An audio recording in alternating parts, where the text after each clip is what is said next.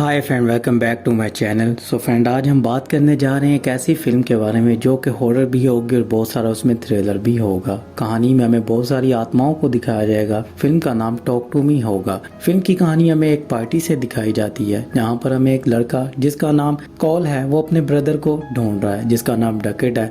अब डकेट खुद को मारना चाहता है जिसके बारे में हमें आगे जाकर पता चलता है। जहाँ पर कॉल अपने भाई को ढूंढ रहा होता है और एक कमरे के अंदर जाता है जहाँ पर एक कमरे को पहले तोड़ता है और वहाँ पर डकेट को लेकर बाहर आता है। सब लोग डकेट की हालत देखते हैं कि उसने अपने आप को बहुत ही ज़्यादा जख्मी किया हुआ है, जिस पर कॉल बहुत ही ज़्यादा गुस्सा करता है और सब लोगों को कैमरा नीचे करने के लिए बोलता है। वहाँ पर डकेट पीछे जब मुड़ता है तो उसका भाई उसके ऊपर हमला कर देता है और बाद में खुद को वहीं पर ही मार देता है। यहाँ पर ही हमें एक छोटा सा हॉरर सीन देखने को मिलता है। सीन यहाँ से शिफ्ट होता है और हमें मिया नाम की लड़की को दिखाया जाता है जिसकी माँ को गुजरे हुए 2 साल हो चुके होते हैं और वो अपनी माँ को बहुत ही ज़्यादा मिस कर रही होती है। उसकी मॉम की आई फ्यूनरल होती है जिस पर वो प्रे कर रहे होते हैं और सीन यहाँ से शिफ्ट होता है। अब हमें एक रायली नाम का लड़का दिखाया जाता है जो अपने एक दोस्त के साथ बात कर रहा होता है। उसका दोस्त बहुत ही ज़्यादा शरारती होता है और वो सिगरेट पी रहा होता है। तो वहाँ पर हमें मिया देखने को मिलती है जो आकर रायली को अपनी गाड़ी में बिठाती है और एक लाउड म्यूजिक लगाती है जिससे वो दोनों गाते हुए जेड की तरफ पहुँचते हैं।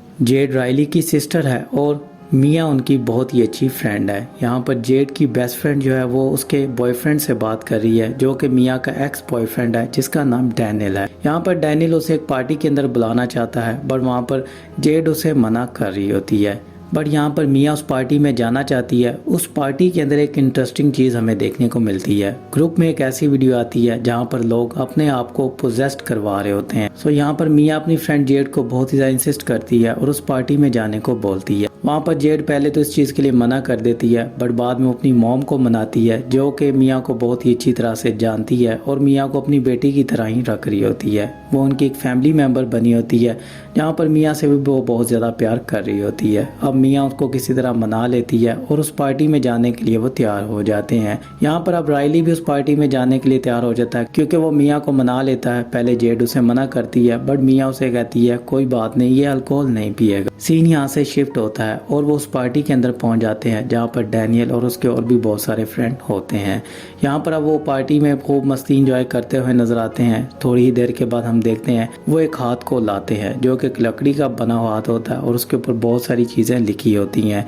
यहाँ पर अब वो एक दूसरे से बात कर रहे होते हैं। यहाँ पर जॉर्डन सबसे पूछता है कि पहले ये कौन करना चाहता है। तो वहाँ पर मिया कहती है कि मैं ये पहले करना चाहती हूँ। तो मिया उस हाथ को पकड़ती है और वहाँ पर एक ही वर्ड बोलना होता है, टॉक टू मी, और मेरे अंदर आ जा। वहाँ पर जो भी आत्मा आएगी वो जब सामने आती है तो उनके अंदर आ जाती है। तो यहाँ पर पहले तो मिया बहुत ही ज़्यादा डर जाती है और हमें एक हॉरर सीन देखने को मिलता है। उसके बाद फ़ौरन मिया जब उसको अपने अंदर लेती है तो वहाँ पर मिया के अंदर वो आत्मा आती है और वहाँ पर रायली को बहुत ही ज़्यादा डराती है क्योंकि एक बहुत ही बुरी आत्मा होती है जो कि रायली को कहती है तुम्हारे पीछे है वो। और इस गेम का एक और रूल मैं आपको बताता चलूँ। इस गेम के अंदर एक बहुत ही अच्छा रूल होता है, अगर आप 90 सेकंड से पहले उस हाथ को छोड़ देते हो तो आप बच जाओगे। अगर आप 90 सेकंड तक उस हाथ को पकड़ के रखते हो या उससे ज़्यादा टाइम हो जाता है तो इस गेम का रूल जो है वो ये कहता है कि आपकी डेथ हो सकती है। तो यही इस फिल्म का एक बहुत बड़ा सस्पेंस है। तो यहाँ पर मिया को काफ़ी टाइम हो चुका होता है, 90 सेकंड से ऊपर उस हाथ को पकड़ चुकी होती है जिसकी वजह से उससे हाथ वो छुड़ाया जा रहा होता है। फाइनली उसके हाथ से जॉर्डन और जेड जो होते हैं वो हाथ छुड़ा लेते हैं और किसी तरह उसे बचा लेते हैं। बट मिया को बहुत ही ज़्यादा मज़ा आता है क्योंकि मिया का एक्सपीरियंस बहुत ही अच्छा होता है। मिया उन्हें कहती है मुझे बहुत ही ज़्यादा मज़ा आया।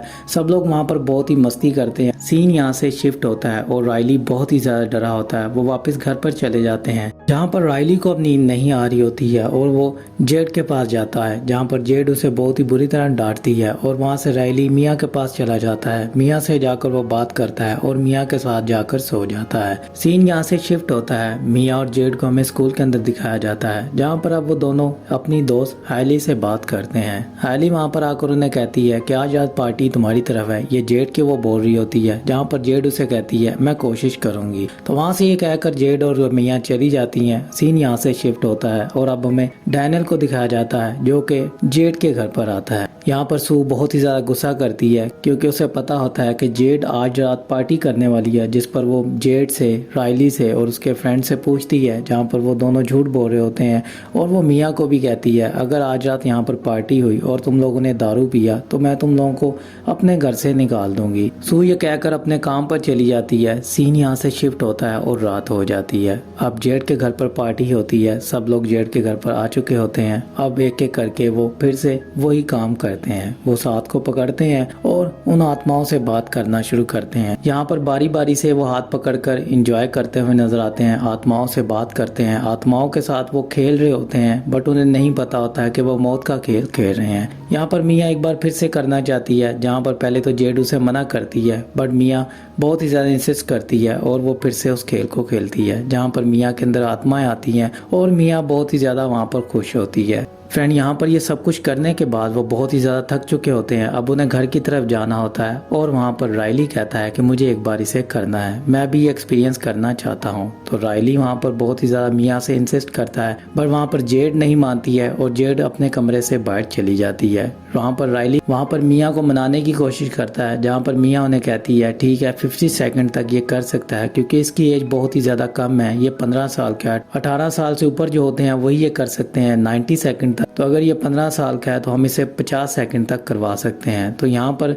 मिया किसी तरह जोस को मना लेती है और वहाँ पर जोस भी मान जाता है। अब यहाँ पर वो साथ को पकड़ता है और टॉक टू मी कहता है। अब उसके अंदर आत्मा जो आती है वो मिया की मदर की आती है, जहाँ पर मिया से वो बात करती है। मिया बहुत ही ज़्यादा हैप्पी होती है। मिया को लगता है उसकी मॉम है जो कि उससे बात करना चाहती है और उससे माफ़ी मांग रही है क्योंकि वो मिया को छोड़कर जा चुकी है। बट यहाँ पर एक इंसिडेंट हो जाता है। 50 सेकंड ऊपर होने के बाद रायली अपने वश में नहीं रहता है और वो खुद को चोट पहुंचाना शुरू कर देता है। यहाँ पर वो आत्मा रायली को मारने की कोशिश करती है और लगभग रायली को मार ही चुकी होती है, बट जेड उसे आकर किसी तरह बचा लेती है। सब लोग बहुत ही ज़्यादा डरे होते हैं। वहाँ से लेकर वो रायली को हॉस्पिटल चले जाते हैं। सीन यहाँ से शिफ्ट होता है और रायली की मॉम वहाँ पर आ चुकी होती है और जेड के ऊपर बहुत ही ज़्यादा गुस्सा कर रही होती है और मिया को वो बिल्कुल भी देखना नहीं चाहती है क्योंकि उसे लगता है कि रायली ने ड्रग लिया है जिसकी वजह से उसने अपने आप को बहुत ही ज़्यादा चोट पहुंचाई है। तो यहाँ पर सू को यही लग रहा होता है, उसको नहीं पता होता है कि उसने घर पर क्या खेल खेला है। सीन यहाँ से शिफ्ट होता है और मिया वहाँ से घर जा रही होती है, जिसको छोड़ने के लिए डैनियल उसके साथ आता है। अब डैनियल उसे कहता है कि मैं अपने घर वापस नहीं जा सकता हूँ क्योंकि रात बहुत ज़्यादा हो चुकी है, तो मुझे यहीं पर ही कहीं रुकना होगा या फिर मुझे गाड़ी में रात बितानी होगी। जिस पर मिया उसे कहती है तुम्हें मेरे साथ घर रुकना होगा, तुम अगर चाहो तो मेरे साथ घर रुक सकते हो क्योंकि मैं भी खुद को बहुत ज़्यादा अकेला महसूस कर रही हूँ। तो यहाँ पर डैनियल भी उसकी बात मान लेता है और उसके साथ उसके घर पर चला जाता है। तो यहाँ पर हमें एक हॉरर सीन देखने को मिलता है। डैनियल जब सोया होता है तो उसके पास एक आत्मा आती है जो कि उसका पाँव अपने मुंह के अंदर लिए होती है, जिसको देखकर मिया बहुत ही ज्यादा डर जाती है और वो डैनियल को उठाने की कोशिश करती है। डैनियल की थोड़ी देर के बाद जब आंख खुलती है तो वो मिया को उसके सामने देखता है कि वो उसका पाँव लेकर अपने मुंह में बैठी हुई है, जिस पर मिया ये देख रही होती है कि कोई आत्मा डैनियल का पाँव अपने मुंह में ली होती है, बट ऐसा नहीं होता है। यहाँ पर मिया ही डैनियल का पाँव अपने मुंह के अंदर लेकर बैठी होती है, जिसे वो शक कर रही होती है। यहाँ पर डैनियल बहुत ही ज़्यादा डर जाता है और उठकर वो बाहर की तरफ भागता है, जहाँ पर मिया उसे रोकने की कोशिश करती है, बट डैनियल उस घर में नहीं रुकना चाहता है। सीन यहाँ से शिफ्ट होता है और अब हमें रायली को दिखाया जाता है जो कि हॉस्पिटल के अंदर ही होता है। वहाँ पर जेड और उसकी मॉम उसे नहला रही होती हैं। रायली की तबीयत कुछ बेहतर हो रही होती है, बट वहाँ पर उसकी मॉम के जेड को कहती है कि मैं थोड़ी देर में वापस आ रही हूँ, तुम इसका ख्याल रखना। तो वहाँ पर वो फ़ोन सुनने के लिए बाहर की तरफ जाती है। उतनी देर में जेड के ऊपर रायली हमला कर देता है और खुद को मारने की कोशिश करता है। रायली की हालत देखकर जेड बहुत ही ज़्यादा डर जाती है और रोना शुरू कर देती है। वहाँ पर उसकी मॉम आती है और अब हमें मिया को दिखाया जाता है जो कि जेड से बात करती है। जेड उसे बताती है कि वो खुद को मारना चाहता है, उसके अंदर जो भी आत्मा है वो उसे जिंदा नहीं छोड़ेगी, हमें कुछ करना होगा। तो यहाँ पर सब दोस्त मिलकर फिर से एक फैसला करते हैं। अब वो उस लड़के के पास जाते हैं जो कि हमें फिल्म के स्टार्ट में देखने को मिला था, कॉल, जिसका ब्रदर डकेट खुद को मार लेता है और अपने भाई को भी मारता है। यहाँ पर कॉल बच जाता है और सब लोग कॉल के पास जाते हैं, उससे बात करने की कोशिश करते हैं और डकेट के बारे में जानने की कोशिश करते हैं कि उसने खुद को क्यों मारा था और क्या हुआ था। तो वहाँ पर कॉल उन्हें कहता है कि मुझे तुम लोगों से कोई बात नहीं करनी है, ये सब कुछ तुम्हारे उस खेल की वजह से हुआ है जो कि तुम लोग खेलते हो, उसकी वजह से मेरा भाई मारा गया है, तो मैं तुमसे कोई भी बात नहीं करना चाहता हूँ। तो वहाँ पर वो बस के अंदर बैठ जाता है। यहाँ पर मियाँ बहुत ही अपसेट होती है